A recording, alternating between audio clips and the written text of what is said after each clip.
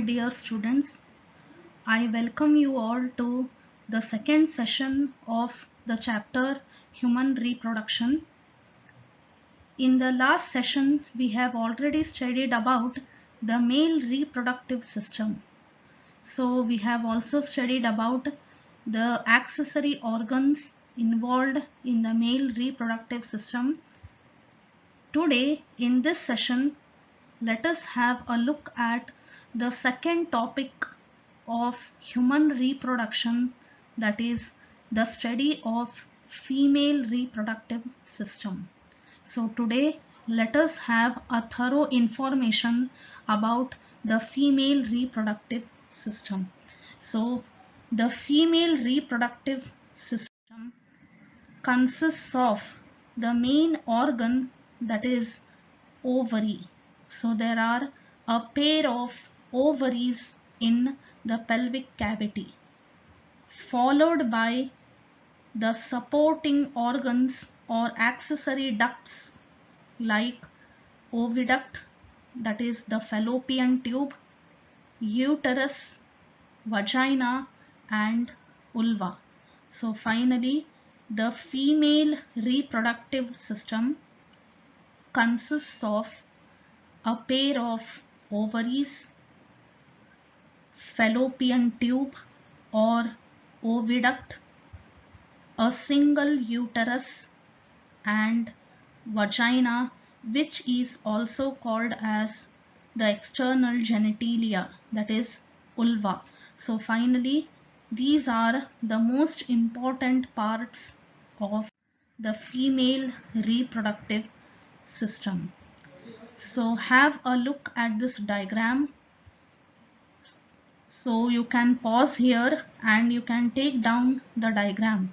This is the diagram of female reproductive system. So finally, the female reproductive system consists of ovaries. So what is the location of the ovary? So ovaries are the primary sex organs. So they are the most important sex organs in human females. So the main function of ovaries in females is to produce the female hormone, and apart from that, it is also involved in production of the female gamete, that is the egg. So production of the female gamete starts at the age of puberty or maturity in females. So even though the ovaries undergo the process of development, these ovaries become functional only at the age of puberty, which is from 13 to 16 years of age in females. So finally, the most important accessory duct in female reproductive system involves a pair of ovaries. So as I have told you, ovaries are the most important sex organs in females. So what is the location of the ovary? So these ovaries are located just below the abdominal cavity, or they are located in the pelvic cavity. These ovaries, they are almond or oval in their shape. So the shape of the ovaries is oval, and these ovaries, they range from 2 to 4 centimeters in their length. So they measure about 2 to 4 centimeters in their length. And finally, in the diagram, if you see, it is clearly visible that the ovaries, they are attached to the uterus by uterine ligaments. So they are also called as ovarian ligaments, or they are also called as uterine ligaments. Okay, so what is uterine ligament? So each ovary, it is attached to the uterus by the ovarian ligament, which is also called as the uterine ligament. So finally, when we look at the cross section or transverse section of ovary, we can observe the protective coverings for the ovary. So outermost layer is called as germinal epithelium. So outermost layer of the ovary, it is called as germinal epithelium. Inner to it is the visceral epithelium. So finally, the inner layer of the ovary, it is called as visceral epithelium, and innermost covering for the ovary is called as tunica albuginea. So finally, the ovary is covered by three important layers, namely outer germinal epithelium, middle visceral epithelium, inner tunica albuginea. So finally, the cytoplasm in the ovary is called as stroma. So it is also called by another one name, that is ovarian stroma. So the ovarian stroma, it is differentiated into two parts. The peripheral part of the cytoplasm is called as cortex and inner is called as medulla. So finally here the ovary is differentiated. The cytoplasm of the ovary, it is differentiated into peripheral cortex and inner medulla. So finally, in the cortex, there are highly specialized cells called as Graafian follicles. Okay, so each ovary contains about 60,000 to 80,000 Graafian follicles. So these Graafian follicles, they are found in the cytoplasm of the ovary.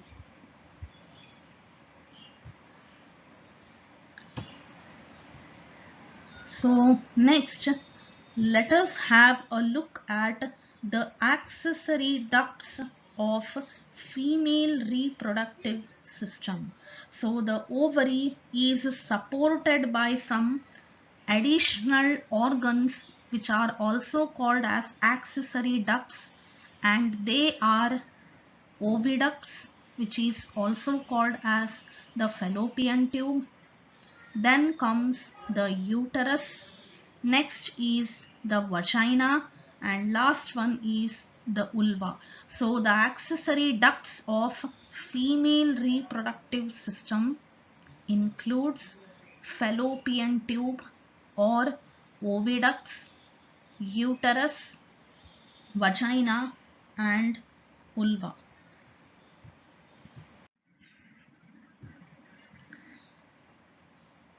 So if you look at the diagram here, we can see the structure of fallopian tube. So most important organ in the female reproductive system is the fallopian tube, which is also called as oviduct. So finally, these fallopian tube, it is about 10 to 12 centimeters long, and the process of fertilization takes place in the fallopian tube. So what is fertilization? So fertilization involves fusion of the male gamete, that is the sperm, and the female gamete, that is the egg. So finally the fusion of the gametes takes place in the fallopian tube. So it is the main site of fertilization. So fallopian tube is called as the site of fertilization because union of gametes takes place here. So as I have told you, the fallopian tube is about 10 to 12 centimeters long and it consists of the following parts. First one is infundibulum, second ampulla, third part isthmus, and fourth part is called as the uterine part. So finally the fallopian tube or the oviduct consists of four parts, namely infundibulum, ampulla, isthmus, and uterine part. So finally these are the four important parts of the fallopian tube. So let us know about these parts in the fallopian tube. So as I have told you, the first part is called as infundibulum. So this infundibulum, it is the dilated part in the fallopian tube and it ends in finger-like structures and they are called as fimbriae. So finally these fimbriae, they help in collecting the egg or the ovum. So the first part of the fallopian tube is infundibulum and it is having finger-like projections called as fimbriae. The main function of fimbriae is collection of the egg. So this is about infundibulum. Now the next part of the fallopian tube is called as ampulla. So ampulla is the middle widest part in the fallopian tube. So ampulla, it is the middle part and it is quite wide in its diameter. So it is the widest part in the fallopian tube.